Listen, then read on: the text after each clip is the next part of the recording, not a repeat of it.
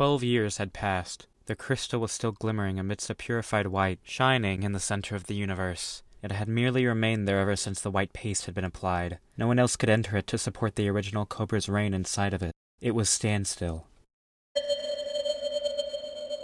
Green signals started radiating out. While the crystal's color remained the same, the beams that it sent out dispersed and evaporated into a mucky, swampy color. Suddenly, a flotilla of space battleships flew in from behind. Inside one of them, a Kobruh slithered down a complex series of industrialized, stanic hallways. The Kobruh passed by a surplus of other Kobruhs as it rounded the corner. They all silently greeted each other with their eyes. As the Kobruh turned another corner, it wriggled into a small corridor isolated from the others, the walls slendering the further it peered. Any artificial light found it hard to penetrate the descending passageway. Despite already being in space, any attempt to edge through the path would feel like a windy chill against goosebumps. The Kobruh slowly made its way down the passage, the walls nearly brushing against its scales. At the end of the hall lay a rusted, heavy door with an adjacent scanner. The Kobruh kept emotionless eye contact as the scanner emitted small lasers that registered the Kobrah's face before narrowing on its eyes. After scanning them, the door rose from the bottom. The Kobruh entered into a room nearly pitch black, the only light coming from what remained at the opposite end of the hallway. It heard wailing at the end of the chamber. Using its tail, the Kobruh turned on the lights as the door sank back down behind it.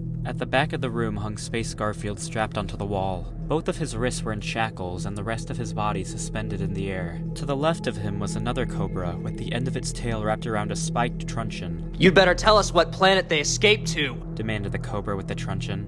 "No," blankly answered Space Garfield. He attempted to keep his monotonous nature, but the pain in his voice cracked through. Processing his response, the Kobruh next to Space Garfield wound the truncheon back, and then flung it at full force at Space Garfield's kneecap. Ah! He yelled out in pain once he felt his bones crack. He slunk his head down. He couldn't bear these beatings anymore, but he couldn't give the Kobruhs what they wanted. The Kobruh next to Space Garfield slowly leaned its head up to his ear. "We won't stop until you tell us." Space Garfield's head rose up and he looked the Kobruh dead in the eyes. "I've spent my whole life trying to stop you. I'm never going to help you." The Kobruh next to Space Garfield cocked its head back. "You know, we could bite you at any moment.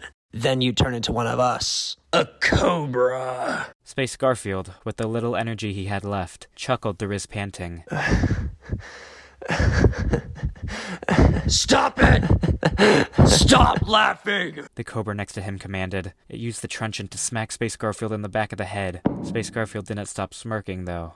"If you wanted to bite me, you already would have," Space Garfield muttered with undying determination. "You need me. I'm the only one that knows where they escaped to. If you bite me, you lose.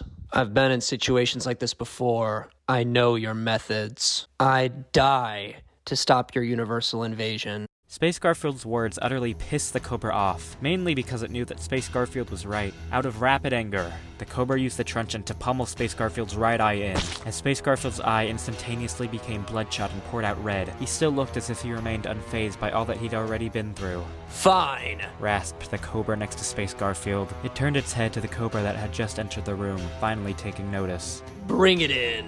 The second Kobruh nodded, opened the door again, and left while still fixating on Space Garfield as the door slammed behind it. Space Garfield was both curious and frightened for what the Kobruhs had planned to finally make him talk. He'd been tortured for weeks. Was it more than weeks at this point? Had it been months? He was teetering at his breaking point. His skull had been bashed in numerous times, his fur was ruffled and filled with patches, and his tail was numb to the point where he couldn't feel it anymore. His 9 lives had been reduced to 1. The remaining Kobruh snickered. "You're going to regret refusing me." Space Garfield, retaining his outwardly gruff appearance, was panicking. This was it. This was the point where he died. The Kobruhs could bring in some crazy contraption that scooped out his insides and spread his organs onto the wall. Space Garfield watched the door intimidatingly ascend again. The Kobruh creeped back inside. It was concealing something on the tip of its tail that Space Garfield couldn't make out, partly because of how his right eye was flooded with red pus. The Kobruh grievously slithered closer and closer. It abruptly stopped just a few feet away from Space Garfield. Space Garfield wished that the Kobruh would have stopped ever so closer to him, just enough so that he could feel the vacant iciness of its breath. He fantasized about him gaining the strength to rip off his shackles from the wall, and strangling the Kobruh himself, savoring it, trying to wriggle out of his grip before going limp and tumbling over. He'd use his claws to slice the rest as he made his escape. escape. Or even better, the Kobruhs would finally let their anger overcome them and would sink their teeth into Space Garfield's fur. His transformation would be an immense pain that he could never be prepared for, but it would be fast. Soon, he'd just be another dispensable vessel to carry out a higher being's desire, with no control over who he used to be, no control over his thoughts. He'd have no information to give out. He couldn't be tortured by them anymore. He would join those who he used to be close with as a refined mesh of nothing. Everyone who the Kobruhs hadn't found yet would be safe for now. He would protect them as long as he could. The Kobruh delicately and swiftly maneuvered the end of its tail to between its eyes. Space Garfield finally faced what they had been planning. On the end of the Kobra's tail was a golden, glorious, freshly baked batch of lasagna in a clear glass pan. Immediately seeing this, Space Garfield whipped his head to the left and obscured his vision. They had found his weakness, but Space Garfield couldn't give in. He had to resist it as much as he could. He couldn't think of how delicious the cheese would taste as it slowly dripped down onto his tongue and he swallowed it all in one big gulp.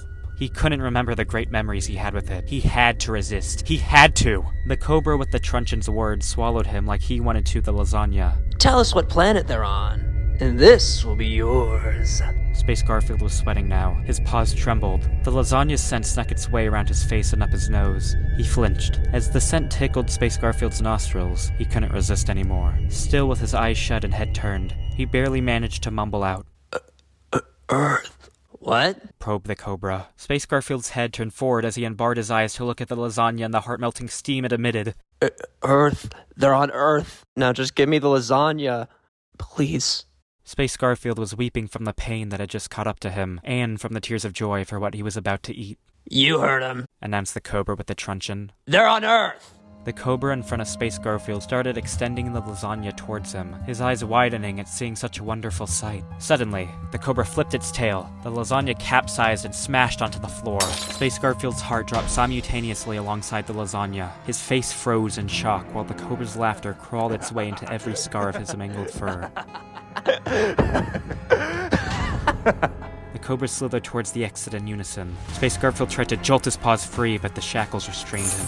You cretins. He seethed. The Kobruhs only continued to laugh. You low-life cretins. Space Garfield cried out as the door sealed behind the exiting Kobruhs. The spaceship started flying towards Earth.